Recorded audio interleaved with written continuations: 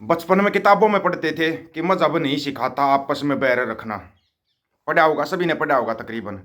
लेकिन ये कौन सा मजहब, कौन सा धर्म मजहब लगा दिया? मजहब लगा दिया तो मुसलमानों का वो आ जाएगा, वो चिंटुओं को तकलीफ हो जाएगी। वैसे तुम्हारी तकलीफ है ना, आज विस्तार से दूर की जाएगी।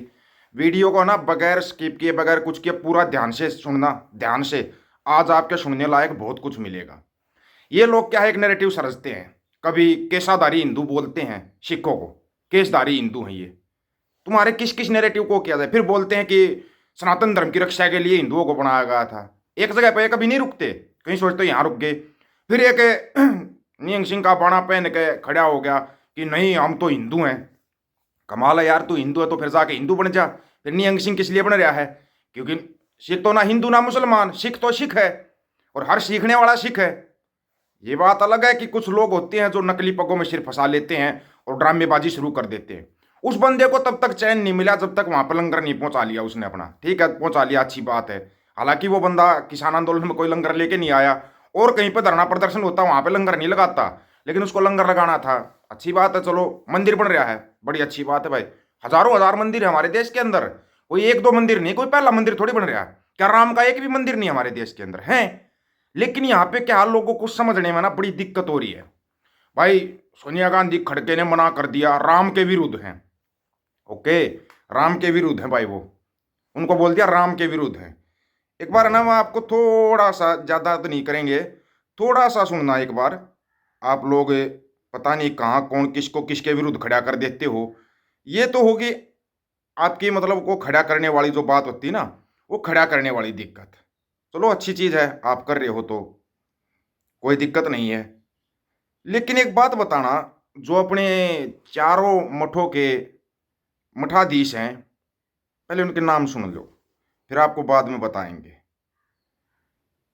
स्वामी श्री निश्चलानंद सरस्वती जी, स्वामी श्री भारती कृष्ण जी, स्वामी श्री अविमुक्तेश्वरानंद जी, स्वामी श्री सदानंद महाराज जी।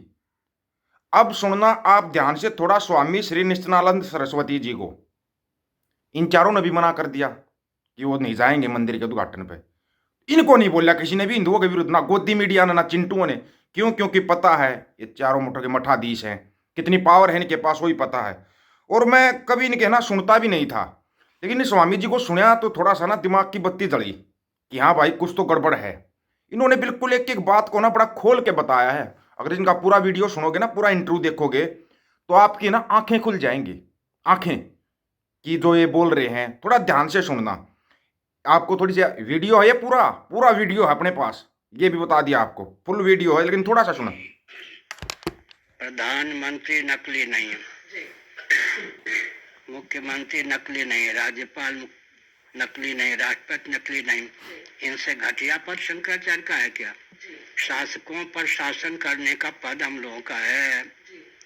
तो ऐसी स्थिति में जब स्वतंत्र भारत में आतंकवादी शंकराचार्य बन के घुमाए जा रहे हैं, इससे सिद्ध होता है कि देश का अस्तित्व आदर्श के साथ खिलवाड़ किया जा रहा है, परंपरा प्राप्त गद्दी को मिटाने का षड्यंत्र किया जा रहा है, जो सफल नहीं हो सकता। तो ये जो आपने कहा नकली शंकराचार्य को घुमाया जा रहा है, किसके द्वारा? सपा इत्यादि ने उसका पोषण किया था। अब जो है मोदी योगी उसको देश विदेश में पूरी का शंकराचार्य ख्यापित करके दोहरा रहे हैं।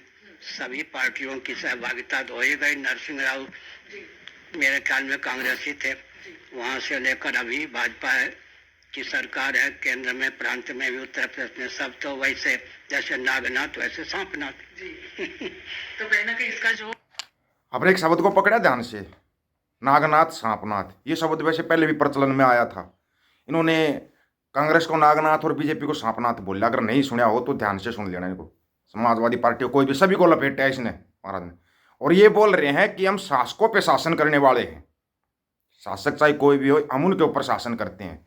आपको ना शब्दों का खेल पकड़ना पड़ेगा, नहीं तो आप है ना कभी कामयाब नहीं हो पाओगे। अगर आपको कामयाब होना है तो सब अच्छा नहीं संभार होगा। उसके बाद जैसी संरचना होनी चाहिए होगी। व्यासपीठ के साथ जो टकराता है, चार खाने चूर चूर हो जाता। मैंने पहले कहा हिमालय हिमालय पर जो मुष्टिका का प्रहार करता है उसकी मुट्ठी टूट जाती है, और आकाश को जो प्रहार करता मुट्ठी से, आकाश को तक क्या उस चोट की पहुंच होगी, और उसकी मुट्ठी से भी घायल हो जाएगी, थक जाएगी। इसलिए हम लोगों से टकराना उचित नहीं है।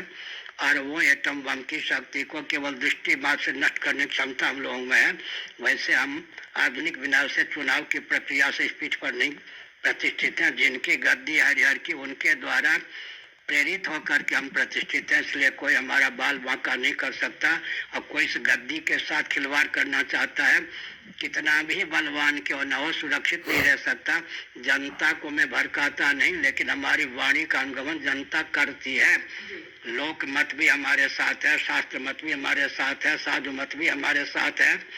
तो हमने संकेत किया, सब प्रकार से हम लोग बलवान हैं, दुर्बल हमको न कोई समझे। तो इन्होंने बोला है कि दृष्टि मात्र से एटम बम को नष्ट करने की शक्ति हमारे पास है। दृष्टि मात्र से, देखने मात्र से अगर ये एटम बम की तरफ देखेंगे ना, एटम बम निष्क्रिय हो जाएगा। बड़े कमाल की बात है। इतनी फौज की तो हमारे को जरूरत ही नहीं है। स्वामी जी को बॉर्डर पे बिठा दो, कोई गोली आएगी उसकी तरफ देखेंगे, गोली वापस जाके दुश्मन को लग जाएगी। ये जो शब्द होते हैं ना, शब्दों का खेल आपको समझना पड़ेगा। और इस सिर्फ यही नहीं कि ये यहाँ पर रुक गए थे। आतंकवादी इसलिए जो कुछ किया जा रहा है, देश का अपकर्ष इसमें सुनिश्चित है। शंकराचार्य भी आतंकवादी होंगे, अराजक तत्व होंगे, हुर्रियत के नेता के खिलवाड़ होंगे, तो फिर आपने एक तो दोनों भी उस आतंकवादी को अरेस्ट होने से बचाया था। आरंभ से ही हमसे भिड़ते, गुजरात में भ्रमण करता था। प्रधानमंत्री नरेंद्र सुना, मोदी ध्यान से और सुनना अभी जो उत्तर प्रदेश मोदी के साहब के बारे मुख्यमंत्री में। हैं योगी आदित्यनाथ ठीक, की, दोनों का अगर सुनना आपसे ध्यान से। टकराएंगे तो दोनों मेरे परिचित हैं। जब मैं गुजरात में भ्रमण करता था, ये देवता उस समय गुजरात के मुख्यमंत्री थे, उस समय भी उस आतंकवादी को अरेस्ट होने से बचाया था। आरंभ से ही हमसे भिड़ते रहे हैं।